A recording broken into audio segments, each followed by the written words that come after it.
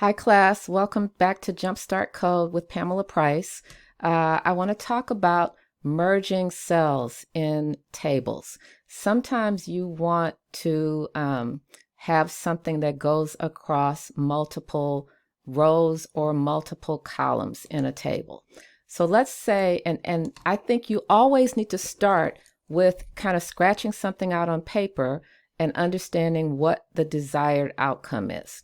So let's say I want a table that is going to tell me about life expectancies based on starting at a certain age now and between genders, men and women. So I have men and women here, and this all relates to age 65.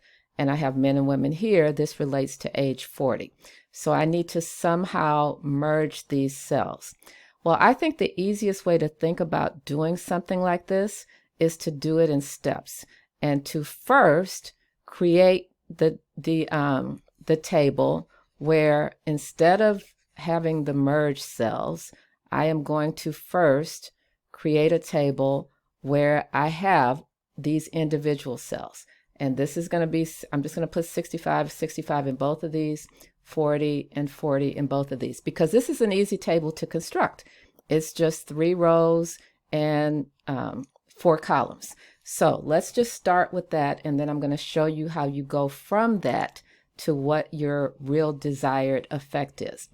I've also added a new property here to show you that if you want to put a caption on your table, that is another property that you can put in. You notice that it's an HTML tag, and you'll see in a second where that's going to go. So that is inside of my table.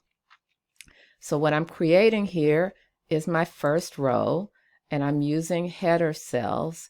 And again, I'm repeating 65 and 40. We're going to end up changing this in order to merge those cells. But step 1 is to repeat. Okay, here's my second row where I've got men, women.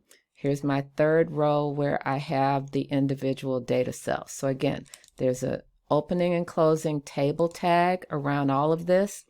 Each row has an opening and closing row tag. And then each row has the cells, which are either TH if you want them to be in bold, or TD if you want them to be regular.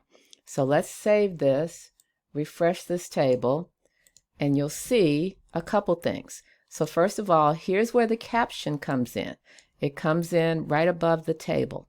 And remember in a previous video, the reason why we are seeing the cells outlined in a border here is because I've added styling here in the head section of my HTML file, and I'm applying a border to the table tag, the TH, and the TD.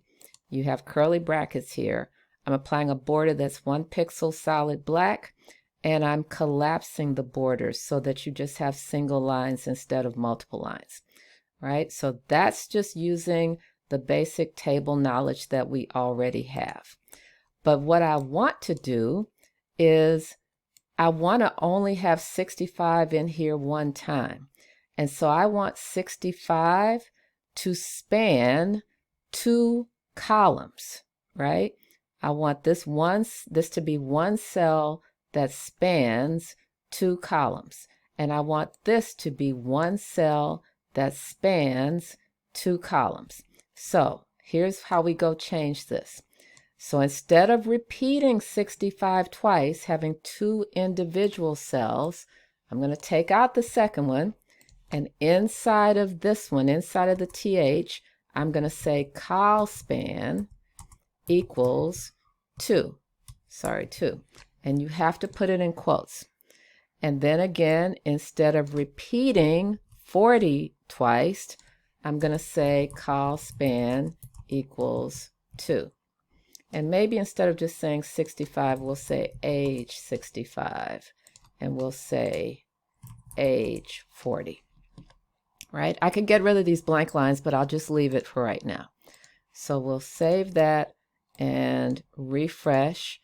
And you can see we have merged those cells together. So because I wanted to go across two columns, that is why we used colspan. In a future video, I'll talk about how to use row span, which will span across the rows. Again, the easiest way to do something like this is to do it step by step. Don't try to make one big jump immediately to your final product. You've got to find these intermediate stages that you can go through to kind of test the waters and make sure that you're headed in the direction that you want.